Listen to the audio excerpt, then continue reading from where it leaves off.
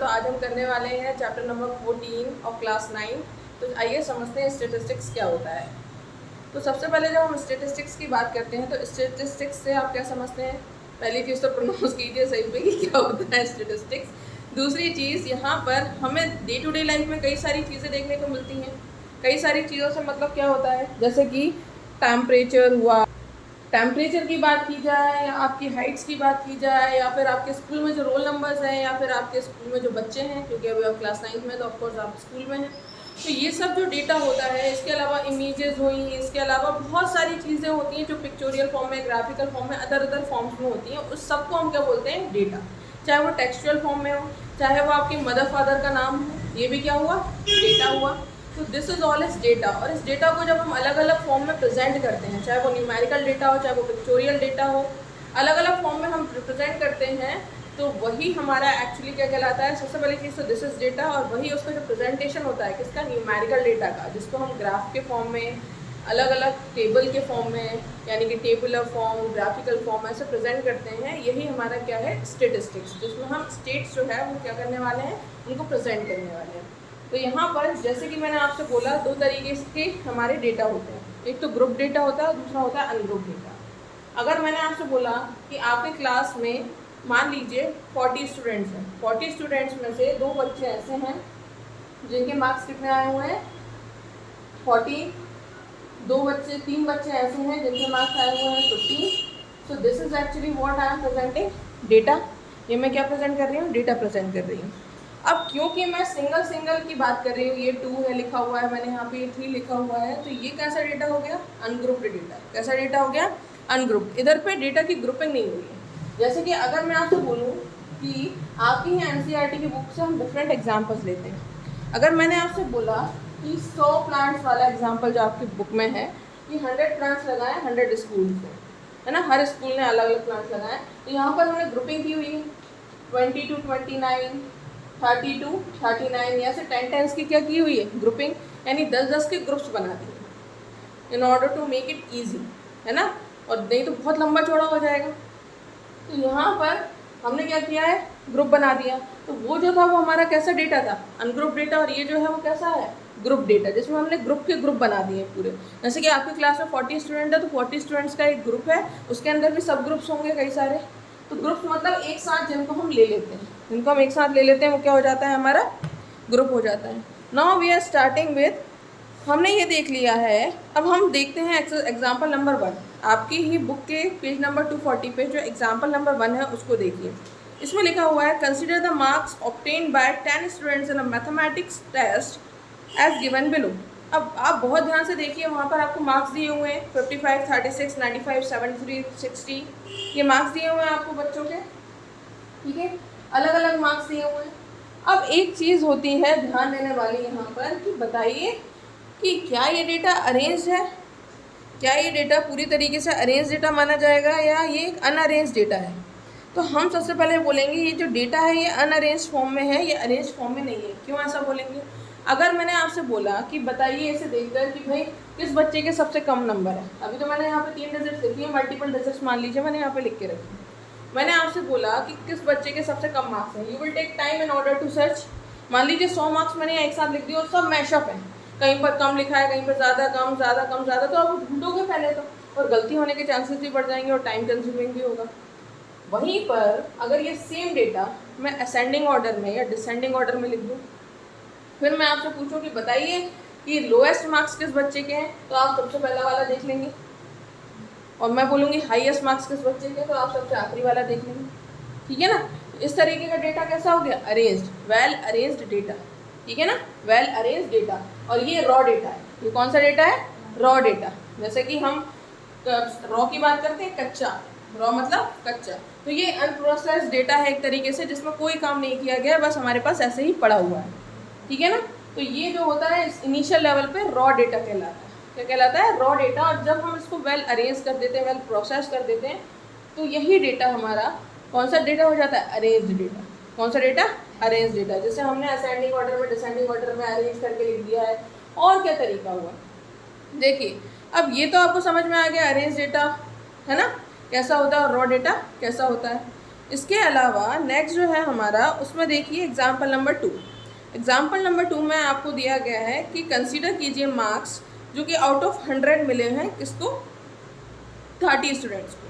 9th class के किसी school के 9th क्लास के बच्चे हैं, कितने बच्चे हैं, 30 स्टूडेंट्स हैं, और उनको आउट ऑफ 100 ये मार्क्स मिले हुए हैं। पूरी टेबल बनी हुई है, राइट। अब यहाँ पर टेबल बनी हुई है and now we are learning about frequency. हम अपने डे टू डे लाइफ में एक वर्ड तो यूज़ करते हैं कि मैं फ्रीक्वेंटली ये करती हूँ, है ना। फ्रीक्वेंटली मतलब होता है रिपीटेबल, बार बार रिपीट होना, बार बार ऑकर होना। अगर कोई भी चीज़ बार बार हो रही है मीन्स फ्रीक्वेंटली हो रही है। कैसे हो रही है, फ्रीक्वेंटली। तो यहाँ पे फ्रीक्वेंटली मतलब बार बार से हम ये समझते हैं कि फ्रीक्वेंसी, हम फ्रीक्वेंटली से क्या रिलेट कर रहे हैं, फ्रीक्वेंसी, यानी कोई चीज़ रिपीट हो रही है, नंबर ऑफ टाइम्स हो रही है, तो वो उसकी क्या हो गई, फ्रीक्वेंसी। अब यहाँ पर मान लीजिए बच्चों के कितने मार्क्स हैं, 10, 20, 30, 40, ये ऐसे अलग अलग मार्क्स दिए हुए हैं। किसी के 36 हैं, किसी के कुछ है मार्क्स, अलग अलग मार्क्स दिए हुए हैं। हम टेबल को देखकर ले सकते हैं, उसमें टेबल लिखी हुई है, मैं टेबल में से देखकर लिख देती हूँ। 36, 40, 50, दीज आर द मार्क्स। अब बात आपको समझाना है सिर्फ फ्रीक्वेंसी। फ्रीक्वेंसी क्या होती है, फ्रीक्वेंसी मतलब कोई भी चीज़ कितनी बार ऑकर हो रही है, कितनी बार रिपीट हो रही है। तो जब आप इस टेबल में देखेंगे 30 स्टूडेंट्स की, तो आपने देखा कि 10 मार्क्स कितने बच्चों के आए हैं।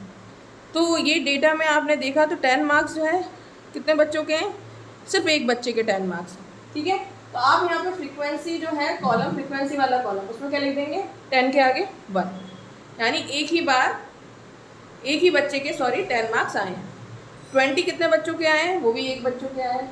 36 कितने बच्चों के आए हैं, काउंट कीजिए तो 36 हमारे यहाँ पर 3 टाइम्स आ रहा है। कितने टाइम्स आ रहा है, 3 टाइम्स। तो 36 की फ्रीक्वेंसी जो हो जाएगी वो कितनी हो जाएगी, 3।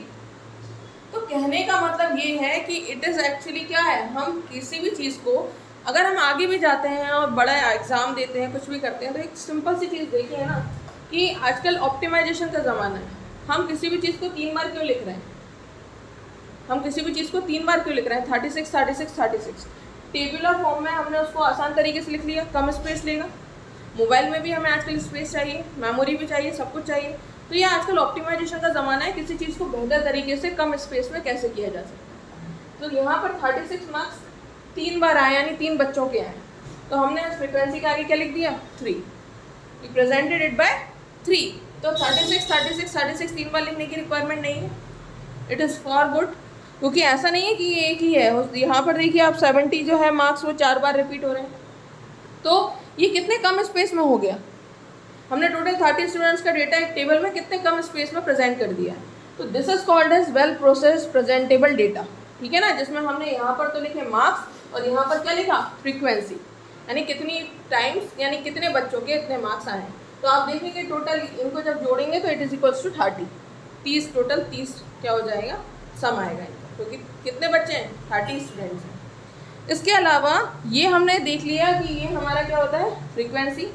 और हमने जो स्टार्टिंग में देखा था ग्रुप्ड और अनग्रुप्ड डेटा, तो ये कैसा डेटा है, अनग्रुप्ड डेटा। इसमें हमने 10 मार्क्स की इंडिविजुअली बात की है, 20 मार्क्स की इंडिविजुअली, 36 मार्क्स की इंडिविजुअली, अलग अलग है। हमने कोई ग्रुपिंग नहीं ली है कि 36 से लेके 40 तक, 46 से लेके 50 तक, कहीं तक भी XYZ, हमने कोई ग्रुप नहीं बनाया, ठीक है ना। तो ये कैसा हो गया, अनग्रुप्ड डेटा। कैसा डेटा हो गया, अनग्रुप्ड डेटा। अब बात की जाती है ग्रुप डेटा की, कि ग्रुप डेटा में क्या होता है और टैली मार्क्स क्या होते हैं। ये दो चीज़ें हम देखते हैं, ठीक है ना, कि टैली मार्क्स क्या होता है और ग्रुप डेटा क्या होता है। सबसे पहले एक एग्जांपल देखिए, एग्जांपल नंबर 3, जो कि आपकी ही बुक में है 241 पेज नंबर पर। 100 plants each were planted in 100 schools during 1 महोत्सव। After 1 month the number of plants that survived were recorded as. देखिए 100 स्कूल्स ने 100 प्लांट्स लगाए, पर हमने जब सर्वे किया, इन्होंने बोला है कि 1 महीने के सर्वे के बाद ये देखा गया कि जो प्लांट ने जिनने सर्वाइव किया, हर स्कूल का देखा गया, तो वो कितने हैं, ये रिकॉर्ड पूरा लिखा हुआ है। अब इसी को हमने किस फॉर्म में रिप्रेजेंट किया, टेबुलर फॉर्म। किस फॉर्म में रिप्रेजेंट किया, टेबुलर फॉर्म में। तो आप पीछे आइए, अब बात आ रही है इंटरवल्स बनाने की। अगर आप 1 से लेकर 100 तक लिखने बैठे तो बहुत समय लग जाएगा, एग्जाम में भी लग जाएगा और वैसे भी लग जाएगा, and this is not good, है ना। Again we need some optimization, optimize solution. तो यहाँ पर नंबर ऑफ प्लांट्स जिन्होंने सर्वाइव किया है उनको हमने 10-10 के ग्रुप में बांट दिया। कितने ग्रुप्स में बांट लिया, 10 के ग्रुप्स में हमने उनको डिवाइड कर लिया। तो 20 to 29, 30 to 39 ऐसे करते हुए हम कहाँ तक आ गए, 90 to 99। फाइन, यहाँ तक आ गए हम। अब देखिए नंबर ऑफ स्कूल्स, यहाँ पर हम क्या देख रहे हैं, नंबर ऑफ स्कूल्स, ठीक है। तो यहाँ पर नंबर ऑफ स्कूल्स लिखा हुआ है कितना, 3, 32 39 में हमने देखा कितना 14, ऐसे 9 सीधे 92 99 पे लिख रही हूँ 12। मेरा इस समय ये आपको टेबल प्रेजेंट करके बताने का मतलब आपको अभी कुछ बेसिक चीज़ें समझाना है, ना कि उस पूरे डेटा को प्रेजेंट करना। वो तो एग्जाम्पल में भी आप देख सकते हैं, समझाना है। तो यहाँ पर हमने फ्रीक्वेंसी, अगेन फ्रीक्वेंसी देखी, यानी कि 22 29 के अंदर कितने स्कूल्स आ रहे हैं, 3 स्कूल्स आ रहे हैं। 32 39 प्लांट्स जिन्होंने सर्वाइव किया है उसके अंदर कितने स्कूल्स आ रहे हैं, 14 स्कूल्स आ रहे हैं। 42 49 प्लांट्स जहाँ पर सर्वाइव किए हैं उसके अंदर कितने स्कूल्स आ रहे हैं, उसके अंदर आ रहे हैं टोटल 12 स्कूल्स, ठीक है ना। इस तरीके से हमने देख लिया। तो ये हमारी पूरी ग्रुपिंग हो गई। इसके बाद हम जब देखते हैं कि ये पेयर जो होता है एक्चुअली कहलाता क्या है, ये हमने देखा सब जगह हमने एक सा डिफरेंस लिया, 10 10 10 10। तो ये हमारा कहलाएगा क्लास इंटरवल। क्या कहलाएगा, क्लास इंटरवल। हमने एक रेंज फिक्स कर ली 10 की और उसी ऑर्डर में हमने सबको डिवाइड कर दिया। तो ये कहलाता है हमारा क्लास इंटरवल। सुन लिया, क्लास इंटरवल। अब क्लास इंटरवल के साथ इनिशियल लेवल पे जो रहता है उसको हम बोलते हैं लोअर लिमिट। क्या बोलते हैं, लोअर लिमिट। लिमिट का मतलब होता है, किसी भी चीज़ का लिमिट का मतलब होता है ये आपकी लिमिट है भाई, इससे आगे नहीं जाना है ना। तो लिमिट तो हर जगह होती है, पीछे जाने में भी लिमिट है, आगे जाने में भी लिमिट है। तो ये आपकी लोअर लिमिट है, इससे पीछे नहीं जाना है, इससे नीचे नहीं जाना है। और वो जो है वो आपकी क्या है, अपर लिमिट। तो हमने देखा यहाँ पे 20 से नीचे कोई प्लांट ऐसा नहीं है, तो 20 से हमने स्टार्ट किया है। तो 20 is the lower limit and 29 is the upper limit. ये क्या कहलाता है, क्लास इंटरवल। मैं ग्रुप डेटा की बात कर रही हूँ, अनग्रुप में कुछ भी नहीं था, सीधी सीधे एक एक नंबर लिखा और उनके आगे उनकी फ्रीक्वेंसी। अब ग्रुप डेटा में ये कौन सी लिमिट है, लोअर लिमिट। लोअर लिमिट वो होती है जहाँ से शुरू कर रहा है, और अपर लिमिट वो होती है जहाँ पे ख़त्म कर रहा है। तो ये सब में वही चीज़ है, ये lower limit upper limit, lower limit upper limit, lower limit upper limit, ठीक है ना। ऐसा नहीं है कि बस यहीं पर ख़त्म हो गई लोअर लिमिट अपर लिमिट, ठीक है ना। तो इस क्लास इंटरवल की लोअर लिमिट ये है और अपर लिमिट ये है। Fine, this is lower limit and this is upper limit. और ये जो हमारी ये इंटरवल, इनको क्या बोलते हैं हम, क्लास इंटरवल। क्या बोलते हैं, क्लास इंटरवल। ना फ्रीक्वेंसी तो आपको क्लियर हो ही गई है, कोई भी चीज़ कितनी बार रिपीट हो रही है। तो 20 to 29 प्लांट्स जहाँ पर सर्वाइव किए हैं, 20 से 29 के बीच में जहाँ जितने प्लांट्स ने सर्वाइव किया उसके अंदर कितने स्कूल्स आ रहे हैं, टोटल 3 स्कूल्स। तो ये हमने फ्रीक्वेंसी टेबल में लिख दिया। अब टैली मार्क्स की बात हो रही है, हम ये जो नंबर ऑफ स्कूल्स हैं इनको टैली मार्क्स में प्रेजेंट करना है। किसमें प्रेजेंट करना है, टैली मार्क्स में। तो टैली मार्क्स में कैसे प्रेजेंट करते हैं ये देख लेते हैं, ठीक है ना। तो टैली मार्क्स में प्रेजेंट करने का तरीका, if you have to write 3 you will write like this 1 2 3, ठीक है ना। इसके बाद 14 अगर आपको लिखना है तो कैसे लिखोगे, ध्यान रखिए 5 is the upper limit in tally marks. Upper limit से मतलब ये नहीं है कि बस इसके आगे हम 5 लिख ही नहीं सकते tally marks. You will write 1 2 3 4 and this is 5. This is 5. And now you have to write 14. अभी आप 5 पर पहुँचे। Now again you have to start. अब फिर से start करना पड़ेगा। Now this is 6 7 8 9 and this is 10. Okay? Now you have to again start. 10 तक आ गया, 11 12 13 14। और मान लीजिए अगर 15 होता तो एक और बट आपका स्लैंट हाइट वो स्लैंट क्रॉस लग जाता, ठीक है ना, ये हमारा बैक स्लैश लग जाता है, ठीक है ना। 5 इस तरीके से लिखा जाता है इसमें, ये होता है टैली मार्क्स प्रेजेंट करने का तरीका। अगेन रिपीटिंग, 12 लिखना है तो 1 2 3 4 5 अप टू 5 एक शॉट में लिख सकते हो आप एक बार, ठीक है ना। Now 6 7 8 9 and 10 and this is 11 and 12, ठीक है ना। इस तरीके से हम टैली मार्क्स में क्या करते हैं, प्रेजेंट करते हैं। Fine, any problem with this. So upper limit, lower limit. अब मान लीजिए कि मैं मतलब जितना भी आपको बेसिक इंट्रोड्यूस करना है मैं करा देती हूँ। अभी हमने अनग्रुप डेटा है देखा, ग्रुप डेटा में भी देखी चीज़ें क्या होता है, ठीक है। नाउ मान लीजिए कि ये चीज़ मैं अगर रफ कर दूँ, वहीं पर आपको एक और एग्जांपल दिया है related to height which is table 14.3। Height के बारे में दिया गया है, वेट के बारे में दिया गया है, जिसमें वेट दिया गया है, ठीक है ना, बच्चों का वेट दिया गया है। नाउ इन केस इधर पे लिखा हुआ है 31 to 35, देन 36 to 40, 5 का इंटरवल लिया है इन्होंने। कितना इंटरवल लिया है? 5 का। अब मान लीजिए किसी का वेट हो 35.5, हो सकता है किसी का वेट हो 36.5, पॉइंट्स में हो 36.3, 300 ग्राम, 400 ग्राम, इस तरीके से वेट हो। Then what you will do, क्या करेंगे? तो वो चीज़ हमारे समझने वाली कि देन हम क्या करेंगे, ठीक है ना। तो उसको हम कब समझेंगे? जब पहले हम अपनी कंप्लीट करेंगे exercise 14.1। Then we will solve some basic questions, कुछ बेसिक क्वेश्चंस और सॉल्व करेंगे 14.2 को, ताकि कॉन्फिडेंस जो है वो थोड़ा सा आ जाए कि हम कर पा रहे हैं। Then we will take this, ताकि हमारे अंदर बहुत सारा कन्फ्यूजन जनरेट ना हो कि भाई ये कैसे होगा, ये कैसे होगा, ये कैसे होगा। अदरवाइज आप एक साथ बहुत ज़्यादा कन्फ्यूज हो जाओगे, है ना। तो इतना चीज़ें समझ में आए। टैली मार्क्स कैसे लिखते हैं, फ्रीक्वेंसी क्या होती है, what do you mean by raw data, what do you mean by raw data and what do you mean by process data. एक बहुत ज़रूरी चीज़ जो आपको बतानी है, this is primary data and secondary data. अब मान लीजिए कि मैंने आपसे बोला कि आप यहाँ पर, ये जो हमारा घर है, इस घर में जितने भी फैंस लगे हुए हैं उनको टोटल काउंट कीजिए, कितने फैंस लगे हुए हैं, या फैंस छोड़िए बल्ब काउंट कीजिए। तो आप खुद से वो कर रहे हैं काम, जाएंगे और ये इंडिविजुअल मेरा घर है, यहाँ पर आप करके और काउंट करेंगे, बल्ब का काउंटिंग कर रहे हैं। तो आप जो खुद से काउंट करते हैं, खुद रिसर्च करके बराबर लिख रहे होते हैं डेटा को, दिस इज प्राइमरी डेटा। कौन सा डेटा कहलाता है? Primary data. ध्यान रखिए, प्राइमरी जो खुद आप कर रहे हैं वो प्राइमरी, प्राइमरी मीन। सेकेंडरी की बात करते हैं, सेकेंडरी डेटा। अब मान लीजिए कि मैंने आपसे बोला कि आप इस बार जो है पता लगाइए कि ओवरऑल, जैसे कि ओवरऑल 10th का रिजल्ट जो रहा उसके बारे में पता लगाइए, किसका क्या स्कोर किया है, या फिर हो सकता है ये और कोई सा गवर्नमेंट सेंसस से कुछ पता लगाइए, जैसे लिटरेसी रेट पता लगाइए या कुछ भी पता लगाइए। और जैसे कि करंट में अभी कोविड चल रहा है, तो हम ये देखते हैं कि केसेस कितने चल रहे हैं पर डे। तो दिस इज़ डेटा ना, दिस इज़ डेटा। तो जो डेटा ऑलरेडी प्रेजेंट है, आप नहीं पता लगा रहे, you are not doing any kind of research on it, जो ऑलरेडी है। और आप क्या कर रहे हैं? सिर्फ वहाँ से देख कर, आप क्या कर रहे हैं? वहाँ से देख कर और देख कर सिर्फ और सिर्फ लिख रहे हैं। क्या कर रहे हैं?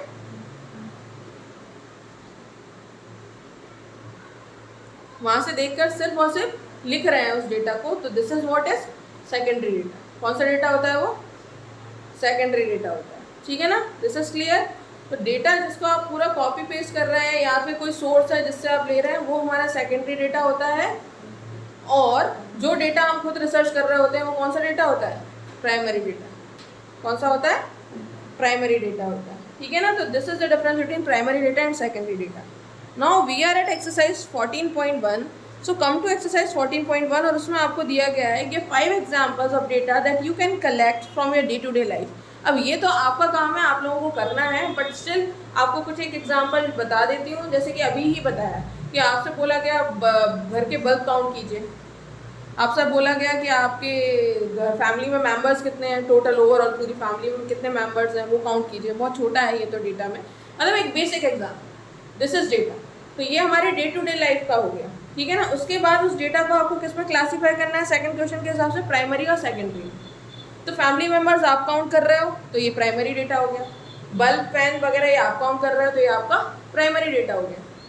पर अगर मैंने बोला कि भाई विदिशा में ओवरऑल कितने हाउस होल्ड, मतलब इनकम वगैरह के बारे में पता लगा, विदिशा में की बात करें, जैसे हम विदिशा के हैं, तो विदिशा की अगर बात की जाए कि विदिशा में इन टोटल पता लगाइए कि कितने कंज्यूमर्स हैं एलपीजी के, या कुछ भी, ये कुछ भी डेटा जो हमें डिस्ट्रिक्ट वाइज मिलेगा या टोटल डिस्ट्रिक्ट्स के हिसाब से कंज्यूमर्स का पता लगाइए, या कुछ भी, ये बहुत हम वो बात कर रहे हैं जो गवर्नमेंट लेवल पर हमें पता चलेगा, जो डेटा ऑलरेडी है। जैसे स्कूल से आपको पता लगाना है टोटल स्कूल की स्ट्रेंथ कितनी है वगैरह कुछ भी, तो ये कौन सा डेटा हो जाएगा? Secondary data. कौन सा डेटा हो गया? Secondary data. तो डे टू डे लाइफ से आपको क्या करना है? डेटा निकालना है और उसके बाद आपको उसको प्राइमरी और सेकेंडरी में डिवाइड करना है, right. So this is what is in your exercise 14.1 and you have to complete it on your own. Now come at exercise 14.2. Let's start with exercise 14.2. So what is an exercise 14.2? The blood groups of 30 students of class 8 are recorded as follows.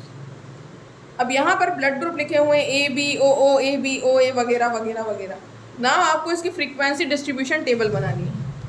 सबसे पहले तो हमने यहाँ पर एक table बनाया, ठीक है। यहाँ पर हम लिखेंगे ब्लड ग्रुप के बारे में, ठीक है ना, और यहाँ पर हम लिखेंगे फ्रीक्वेंसी के बारे में। इसके बारे में लिखेंगे फ्रीक्वेंसी के बारे में। तो एक एक करके सबसे पहले ब्लड ग्रुप लिख लेते हैं। एक तो रहा ए, दूसरा बी, तीसरा ओ, चौथा ए बी। ये 4 ब्लड ग्रुप्स दिख रहे हैं आपको यहाँ पर, right, A B O and A B. Now हमें इनकी फ्रीक्वेंसी देखनी है। अब काउंट कीजिए कि ए जो है वो कितने टाइम ऑकर हो रहा है। तो ए को जब हम काउंट करेंगे तो यहाँ पर start counting it is 1 2 3 4 5 6 7 8 and 9 times. Total 9 times जो है वो ए ऑकर हो रहा है। तो ए की फ्रीक्वेंसी कितनी हो गई? 9। नाउ बी की फ्रीक्वेंसी, ब्लड ग्रुप कौन सा है? B. Now frequency of B, frequency of B is 5. Now frequency of O, frequency of O is 1 2 3 4 5 6 7 8 9 10 11 and 12. So total कितनी होगी frequency? 12. And AB, so frequency of AB is 1 2 3 3. So frequency of AB is 3. So count them in total. यहाँ पे क्या लिखेंगे हम? Total. So total is 30. Okay, total कितना हुआ? ये 30 हुआ हमारा। So this is the frequency table. Now they are saying represent this data in the form of a frequency distribution table which is the most common and which is the rarest blood group among this students. अब frequency के basis पर आप बता सकते हैं कि कौन सा सबसे कॉमन ब्लड ग्रुप है। तो सबसे कॉमन ब्लड ग्रुप कौन सा है? ओ, क्योंकि वो सबसे ज़्यादा ऑकर हो रहा है। तो आप लिख लेंगे the most common blood group is O. और वहीं पर ये पूछ रहे हैं which is the most rarest blood group. तो रेयरेस्ट ब्लड ग्रुप की बात की जाएगी तो रेयरेस्ट ब्लड ग्रुप जो कि सबसे कम बार ऑकर हो रहा है यानी कि ए बी। आप लिखेंगे रेयरेस्ट ब्लड ग्रुप कौन सा हुआ? ए बी, ठीक है। It is easy, it is very easy, right. Now next is what the distance in kilometres of 40 engineers from their residence to their place of work were found as follows. So it is given, now construct a grouped frequency distribution table with class size 5. अब आपको class size कितना देना है? 5। और एक grouped frequency distribution table जो है वो बनानी है। पहला इंटरवल आपको लेना है 0 से 5 तक, जिसमें 5 को इंक्लूड नहीं करना है। 0 से 5 तक लेंगे तो 6 हो जाएगा, क्योंकि 0 इंक्लूड कर रहे हैं आप। तो 0 to 4, 5 इंक्लूड नहीं करना है। What main features do you observe from this tabular representation? Now start from these 40 engineers now and start making the grouped frequency distribution table. Let's start.